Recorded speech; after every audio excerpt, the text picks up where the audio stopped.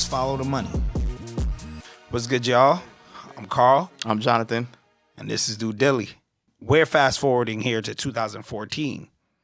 And in 2014, what do we got, John? 2014, you got a complete industry shakeup. So everywhere you're looking, you're involving streaming. So it's a war outside. It is a bloodbath. You've got competition coming from every side. You have the Beats deal that just happened, right? So Apple takes Beats off the market in 2014 for $3 billion. You got Spotify as a challenger, which is running its numbers up in ways that the industry hasn't seen. You've got incumbent players that are doing really, really well, like Pandora, that are kind of in a different stratosphere. But everyone is realizing that if you got a smartphone in your hand, you got access to music, which means access to artists, it means global reach, and it means a completely new engagement with digital music and what that means for expansion, artist discovery, curation, monetization, ad revenue, partnerships, and all kinds of things that are shaking up the industry. And so everybody wants parts.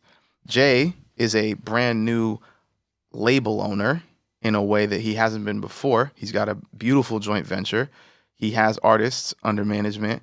And now you got to think about any good hustler needs distribution, which is what brings us to the focus of this episode, which is about how Jay went and bought Tidal outright in a cash deal and what that actual deal means for who he becomes, but also what it meant for the market.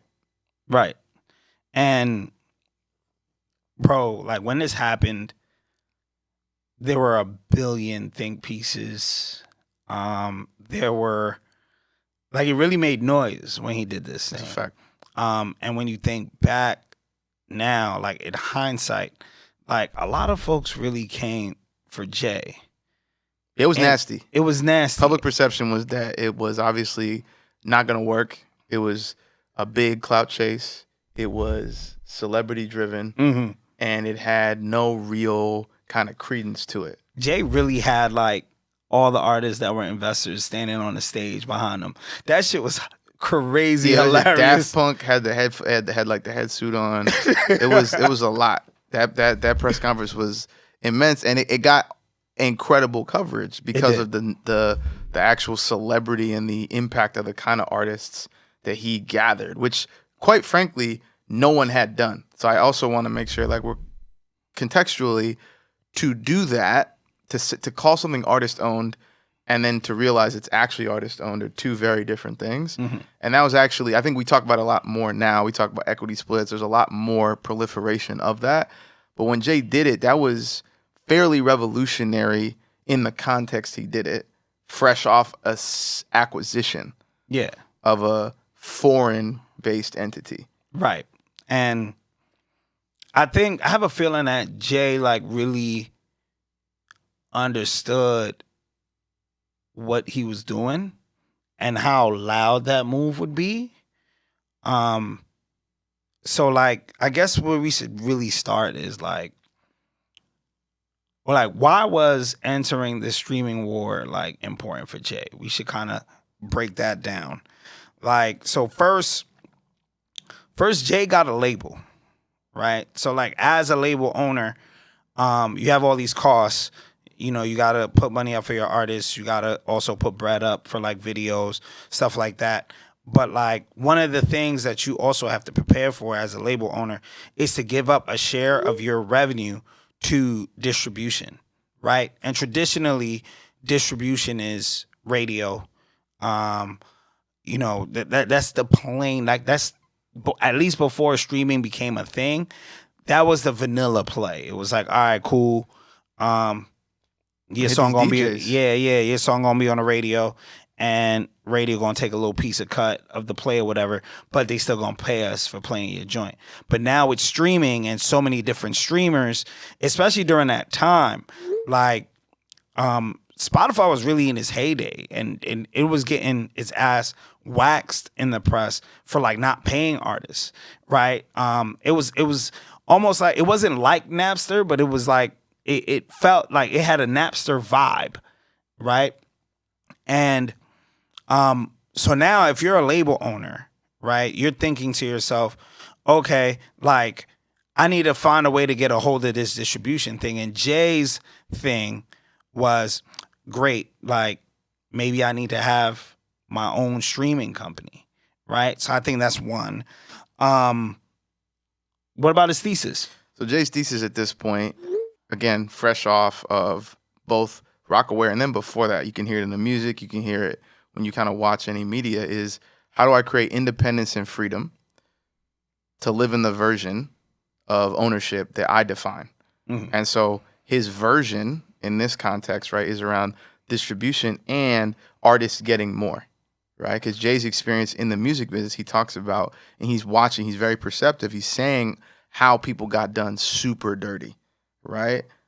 I'm getting back for what they did to the Cold Crush. Like Facts. if you understand like what that lyric is, that's about like how an artist gets done filthy. After how they despicably. did our sis Lauryn Hill. So he's talking to y'all about what this really looks like. And I think part of the genius, as it were, about having a thesis, any kind of thesis, is that you get to test it in the public market. You get to test it in public when you make a bet because it's informed by the context that you want to place your thesis in, right? And Jay's thesis about ownership and freedom is coming to play in Tidal. Yeah. No, I agree with that. And obviously, when we were doing this Dilly, we had disagreements over the validity or whether that thesis trumps the numbers, but you can't knock that. You can't knock that. I think the third thing we should really think about too, as to why Jay really wanted to enter the streaming war, is just the market opportunity. You mentioned it a little bit before. Right. We're looking at a world where Samsung, Apple, and a bunch of other phone manufacturers are doing everything they can to get smartphones in the hands of billions of people. That means billions of people will have the ability to listen to music on their phones for the first time. And that market opportunity is enormous when you think about it in context. We got 7 billion people on the planet. And probably a little higher than that now. But like, even if you said, all right, great, like we're gonna get smartphones in the hands of 5 billion. Right. Like, that's a huge market.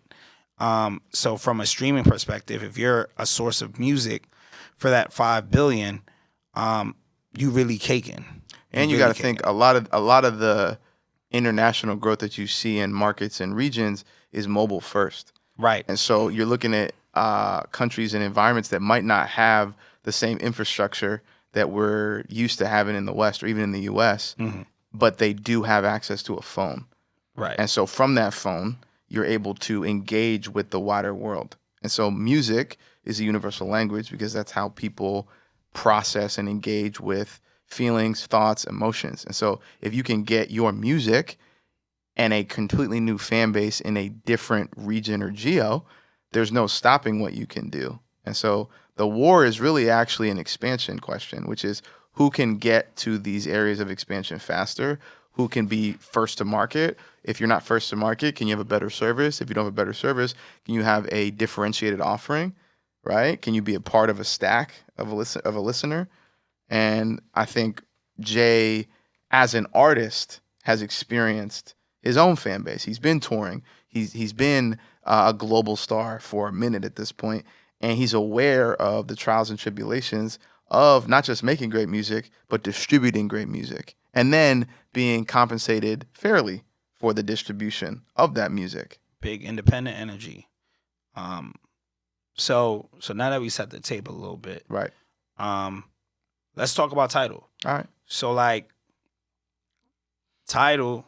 So like we always hear Tidal, we always hear that product, but like when it came down to the acquisition, when it came down to the deal itself, like Jay actually bought this company called Aspiro AB. Um, and Aspiro AB essentially owned both Tidal and WIMP. And we don't really hear much about WIMP, but WIMP actually is the technology that allows Tidal to function. WIMP has the lossless tech, which is like the selling product that Tidal kind of puts out there that, oh, we got lossless audio. And also WIMP had the streaming service that is a technology that, Tidal runs on. Tidal is the user product. That's the user experience, user design. So basically he had to buy both so he could merge them together and have this product. Now, when it comes to lossless, right, a lot of people want to like really think about what lossless is.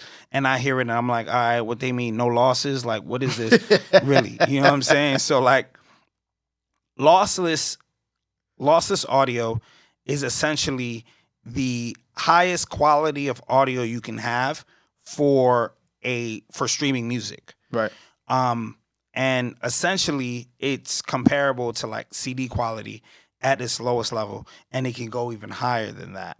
So when you're thinking about it from that context, really what Jay is selling is better quality music. And the reason why this is a selling point is because when you actually compress files into MP3s or MP4s, which is essentially what streaming services do. Right. That's the file type that it comes on. There's actually some quality that's lost. It actually doesn't sound like what it should have what it sounded like in the studio. Right. Which is interesting because that was like the Beats by Dre like ad, right? Like it was that whole thing of, listen to, it was like Beats by Dre and HP when they like released the Beats included HP computer. I grew up in Hell's Kitchen. In one direction there was violence and crime, and in the other, the bright lights of Broadway. The first time I touched a piano, I knew which way I was headed. I poured my heart into every note of Empire State of Mind until it sounded perfect. And it kills me that people might not get to hear it the same way. HP TouchSmart, engineered with Beats Audio. Finally, hear music the way the artist intended. Only on HP. Everybody on.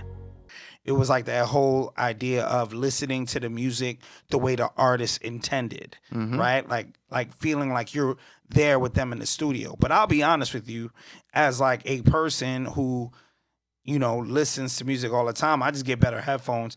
I don't pay for lossless audio. But maybe I'm not an audiophile enough to like see the value in that. But, we're talking about 2014, heat of streaming wars. Spotify's just like, yo, you can stream music. And we got mad catalogs. Meanwhile, when you're looking at the deal, you're seeing Tidal itself has 25 million titles already streaming on the platform. So, Jay's looking at this like, hey, let me buy Aspiro AB and get all these assets that I need, right? So, but it's interesting because Aspiro AB at this time is owned by this company called Streaming AS. Right. So Streaming AS is a subsidiary of a Nordic holding company called Schibsted. And Schibsted is the majority stakeholder in Streaming AS, which is the majority stakeholder in Aspiro AB. Yeah, bro, big corporate game. So by extension, Schibsted owns 75% through a subsidiary of Aspiro AB, making them the largest shareholder and giving them control of voting rights, which will be important later on in our journey together. But Schibsted's important because they're actually a conglomerate. They own a bunch of media companies, marketplaces, and financial services products around the Nordics. And so their ownership in Aspiro isn't actually a super critical part of their operation, but they own enough to care what happens to it and to be involved in it because of their footprints in everything else. You could think about them the way you might think about someone like a Time Warner Group, right, who has a bunch of different holdings, but you might encounter them in a very specific way, right, on cable or in print, but the entirety of their asset structure touches a bunch of different things. Yeah. You might have been in an airport recently, and you'll notice that like there's a CNBC store. Yeah.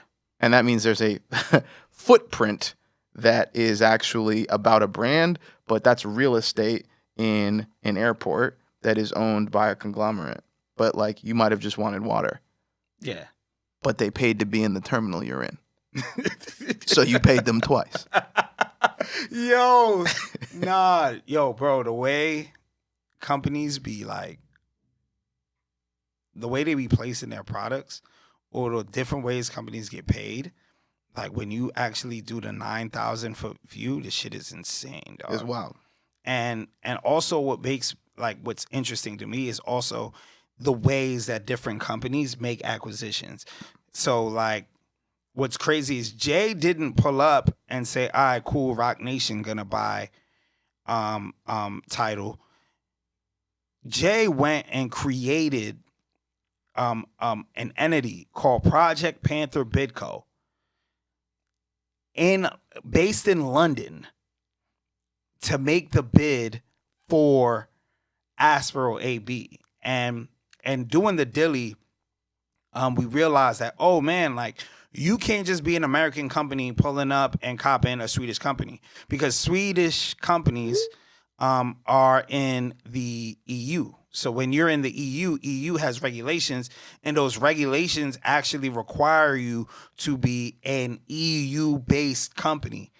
And so that's the only way you can acquire another EU-based company. Correct.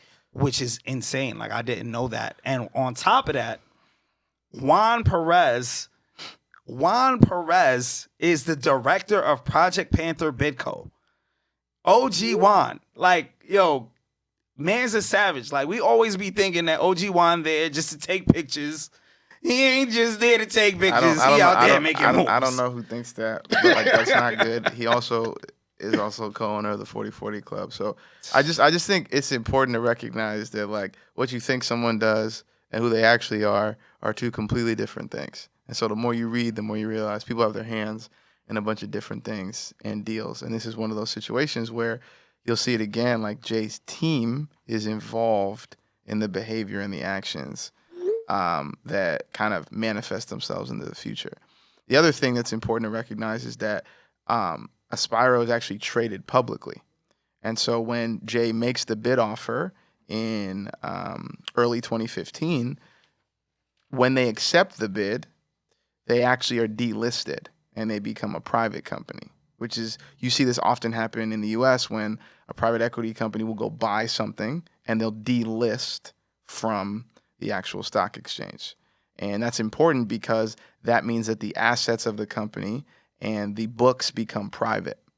So there's not the same reporting structure that happens. But before that's true, all the reporting has to be made public to be in line with both the rules of the stock exchange and the EU rules related to a transaction like this. And that's in part why we're actually able to see what those numbers were and have the actual insight on the financials of the company, because there's a mandatory reporting process to ensure that all shareholders who are involved and have any ownership of the company are made completely aware and are legally represented appropriately with what is about to take place from an acquisition standpoint. Yeah. And what's crazy is, at least in today's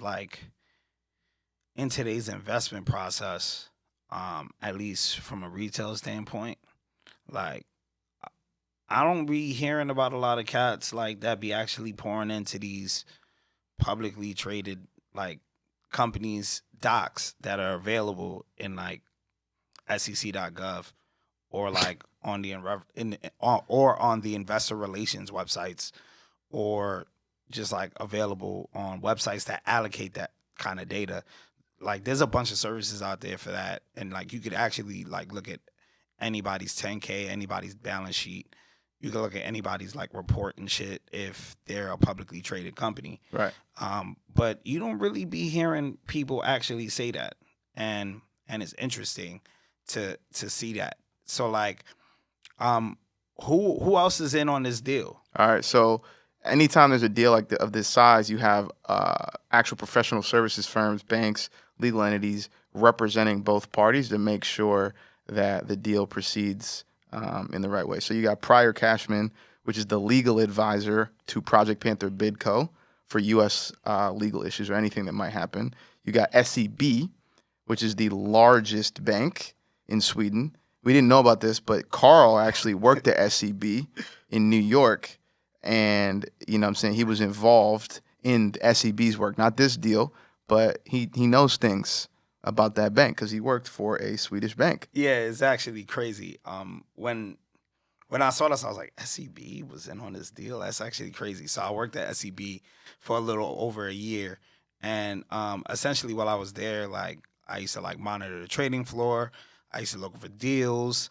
And, like, I used to report to, like, the heads of the, like, New York City office. So, like, the CEO of the New York City office and the head of compliance over in the New York City office. So, like, I used to sit on deals, and I used to also used to help with, like, government banking regulator and, like, exams. So, like, every bank has to do, like, a stress test, and they had a stress test at that point, and, like, I was, like, helping them with that and shit like that. He's been getting money way before you.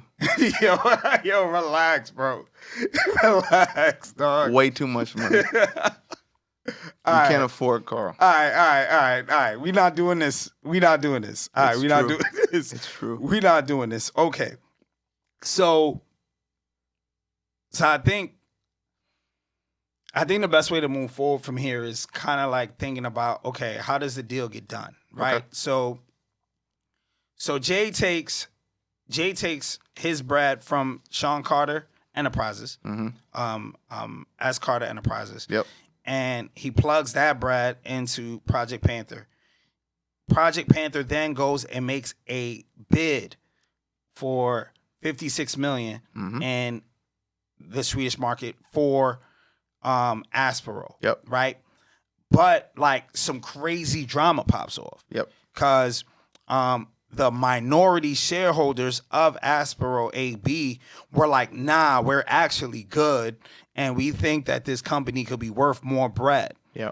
And Schibsted steps in, I think. Schibsted makes a response to the minority shareholders saying that they believe that it's a risk to not take the deal, given the financial standing of the company and that it's an incredibly generous offer relative to what their actual company is worth.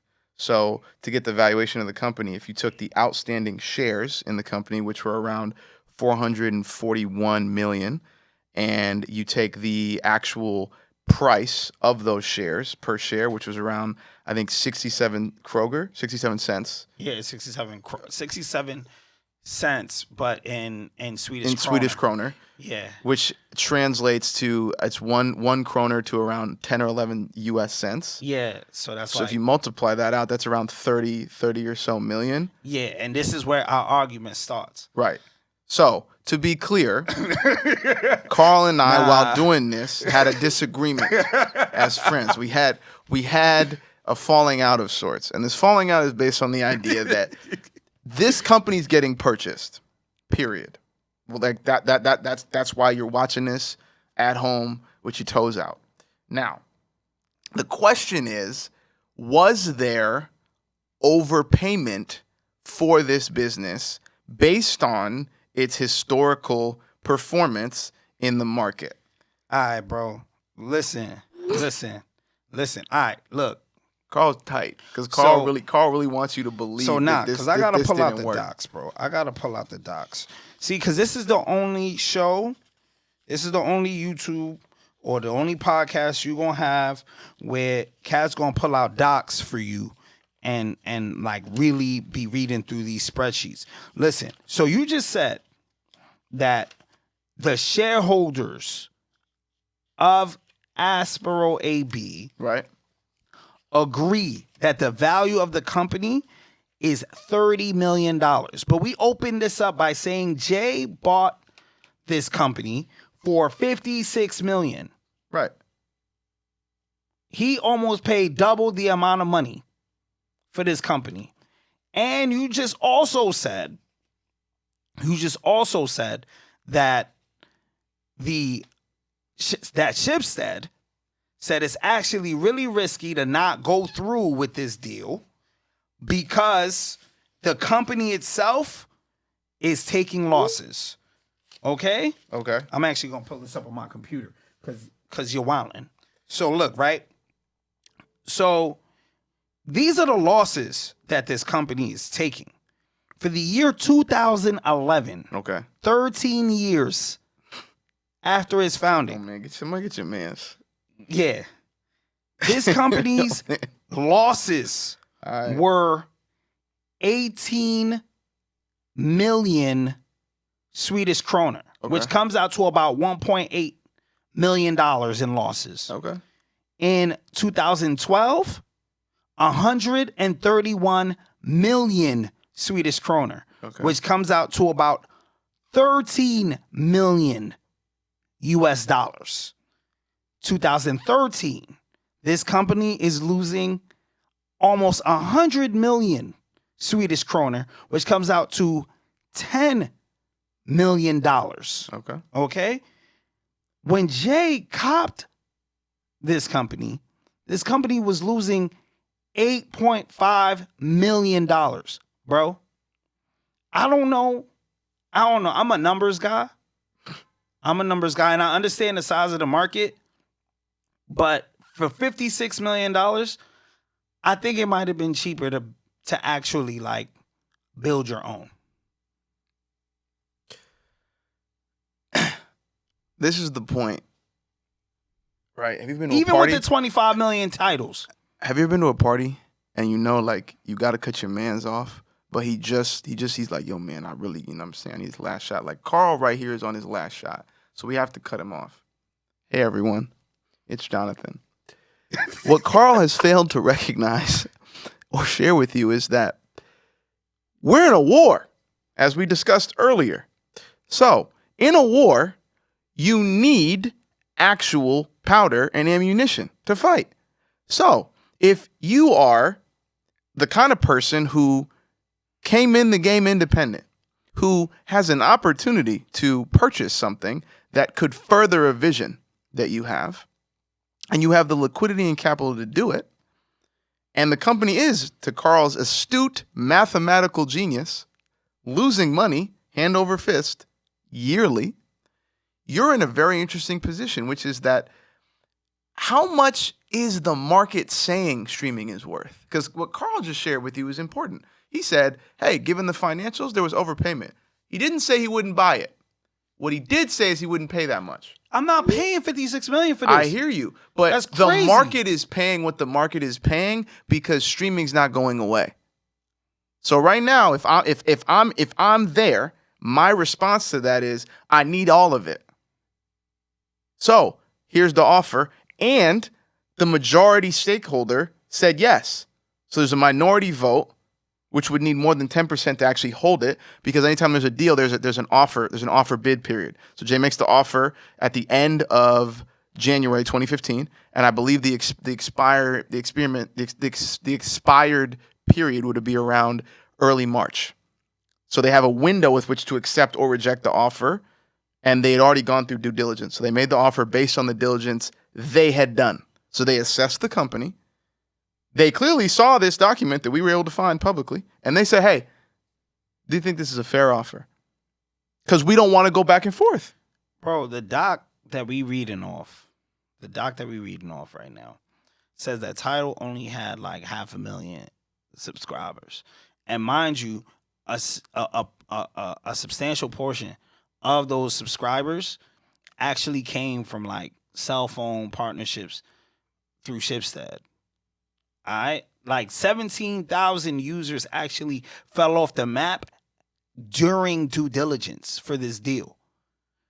And it was so bad that Jay sued them the next year for misreporting these user numbers, but they were right here on this doc. Like, this is crazy, John. But they had 25 million users. No, they had 25 million titles. They had Music 25 million titles. They had 25 million have titles. No 25 million They had users. 25 million titles. So again, let's play this out. I'm indie. I'm moving. I got a bag with me. I own my masters. I'm now about to own distribution. I'm about to put my life's work into my own distribution, which will have two effects in a market where I am a big fish. It will make people go, hey, perhaps there's a better place for me to take my stuff. And two, it's going to drive attention. Now, I'm not saying attention makes a business, but what I am saying is we're in 2022, which means we have hindsight bias, right? Which means we can look at this and be like, here's what I would have done. In 2014, Spotify is taking people's heads off. That's facts. They are wilding. And they're also a Nordic-based company. They're basically neighbors. So like Aspiro and Spotify are in the same market in the sense that like they arose from the same place. Yeah, Spiro's like the little brother to Spotify. I see that. Jay has a chance to not only get his distro, but one of the competitive advantages you could say that is marketed around Tidal itself is the curation and the locality. So there's an actual editorial function built in to not just the discovery, right? So you got all these titles, but what we're used to now, we expect curation. But then curation is like not a new feature, but it's still special. When you get a curated playlist that like matches your mood or updates for a new artist or surfaces a new artist to you, right? And then you have a new discovery journey because that artist has a video, that video has context, and then there's actually written content from a music journalist around what that sound is or that area of the world, and you discover new stuff, right? Like that's a product that's bringing delight. And if you scale that out, that means new artists are getting discovered on your platform, which creates a cycle of actual user enjoyment, which can then lead to growth. So if I'm Jay and I have a catalog and I have people with me, and also remember when Jay does announce, right, Tidal, he does it as an artist-owned entity. Yeah. So he's got 19 other shareholders, including himself, that are on it. You've got Coldplay in there. You've got Usher. You've got Rihanna. You've got J. Cole. You've got Beyonce.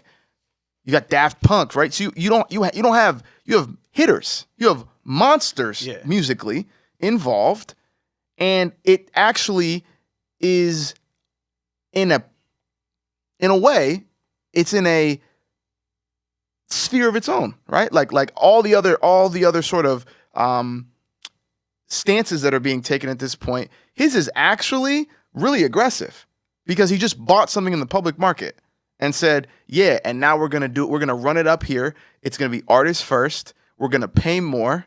I don't like how people are getting done out here, and this is what I'm going to go do. And I think we have a chance to do something. So I understand the argument for not paying that much at a premium, but in a war, I don't think you're worried about if you got a chance to buy something that the market undervalued and you can make it in an image you think will be valuable and you have the ability to do it.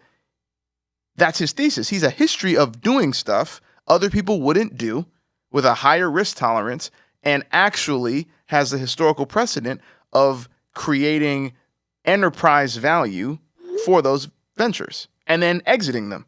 So this is just another in his stream of ventures that he acquires or partners with and then holds, develops, curates, pours his artistic agenda into, and then finds a way to actually find a partner that might actually want it for a substantial sum of money. Yeah.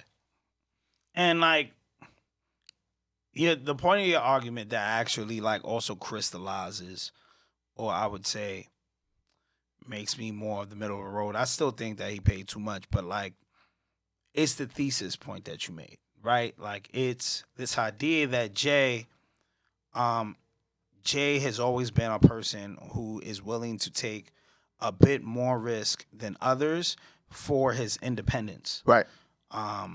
He did that with Rocawear, right? Didn't sign to a major label. Said, you know what? gonna start my own joint. And of course, we're talking about early hip hop, where Def Jam is essentially hip hop, right? And if you don't sign to Def Jam, you're not really signed. You know what I mean? Or at least during that time, you got to sign to a major label. If you don't sign to a major label, like, you kind of crazy for being out here doing your thing like that. Right. So he shows that. And then obviously he then goes to Rocawear and says, all right, well, he then goes to what's this company? Iceberg. He goes to Iceberg, tries to broker a deal. They tell him, get out of here. Shut up. Right? And then he says, all right, cool, I guess I'm going to make a clothing line. Right? And, like, just, you know, when you're staring at the idea of a clothing line, right? You're like, oh my God, like, there's so many things involved with this. I got to manufacture the clothes. I got to distribute the clothes. But if you watch episode 1, you realize it's not as difficult if you actually do it properly. But he took that risk.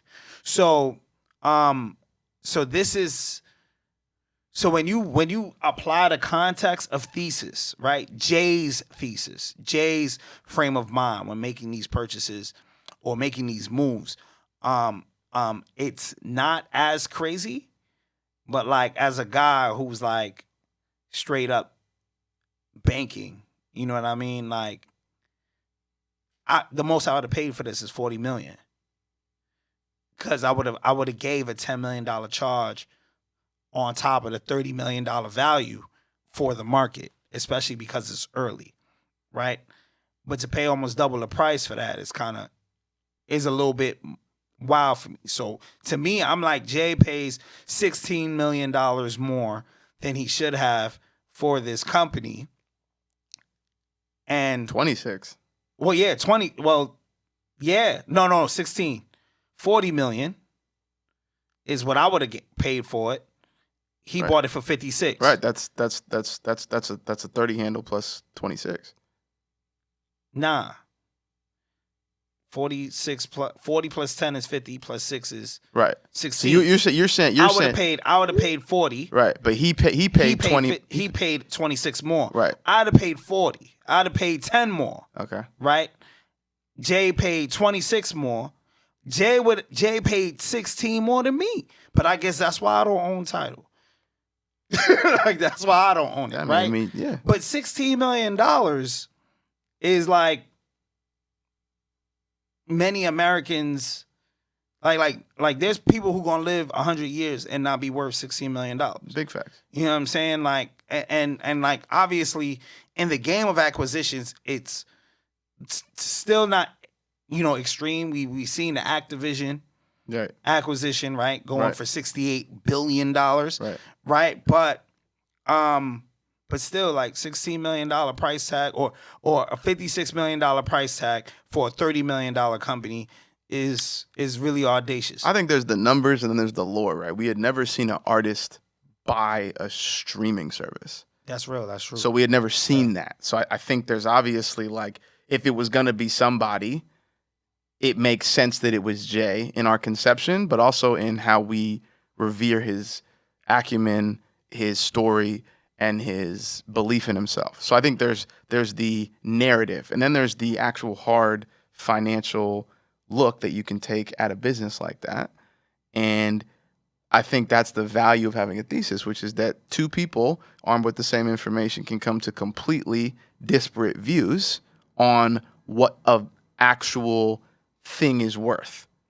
Right. And I think at that point it becomes a conversation of conviction, because we're all, based on what we've seen, right? It's genius. Mm-hmm. You can call it that, but for someone else, you're like, actually, I don't share that conviction, so I'm a pass. Mm-hmm. Like, I'm good on that. I think it's more than what I would need to share. I would need to spend on it to make it feel like it was valuable for me as an investor or as anybody. But again, the important part is it's private. Yeah. So he took it private. There's no need to worry about what the public speculation is. You got to deal with the court of public opinion. But as we'll see soon, Jay's incredibly good at that.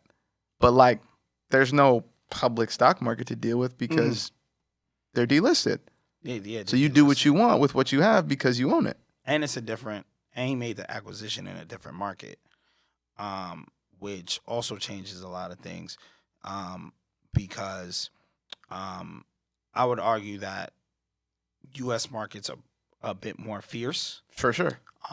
So when you're trying to make a move like that, you might actually run into hedge funds, private equity firms, or just straight up cats with, well, tech companies, or straight up cats with just mad bread. Corporate venture arms. Yeah, or straight up cats with mad bread that are just like, yo, like, nah, I'm a bid in. I'm going to throw in my bid for this and run up this price tag and actually run Jay out of the bid itself. Kind of like when you're sitting in an auction house and you're trying to buy a piece and like you're like, oh word, a Basquiat, 30 million, 31. And another cat just jumps in and goes, 70. The whole conversation is different. The conversation changes. You know what I'm saying? And like that's the type of like, and it's not that it doesn't happen in European markets. We're not saying that. It's just that like historically American markets are just way more aggressive in that type of activity, especially in the middle of this, right? Because like, you know, this is the same year that Apple goes and says $3 billion for Beats, Right. for the whole thing, Right. and you know, other artists are getting picked up for deals with platforms, and they're getting bread for that. These joints is looking like NBA contracts for these artists. Yeah. So, so it's hot. And being that it's so hot, I get it, but I don't think I'm ever gonna forgive Jay for that 16 million. He asked for your forgiveness, He didn't. so it's not gonna matter. He didn't. But what I will say, I think too, is that there's an interesting element to what this kind of purchase does, and I think because Tidal had, as a service before acquisition, had recently expanded to the U.S., Canada, and the UK. And so they had also done some actual partnerships with services like Sonos. So there was already early stage momentum. Even though they had small subscribers, there was already sort of an enterprising kind of thing about, you know, we're the upcoming upstart challenger in this market. And so again, that's the kind of momentum you can work with. And I'm not saying that's a good enough reason to, in Carl's, you know, position, potentially overpay, but it is, Tidal's a ubiquitous service now.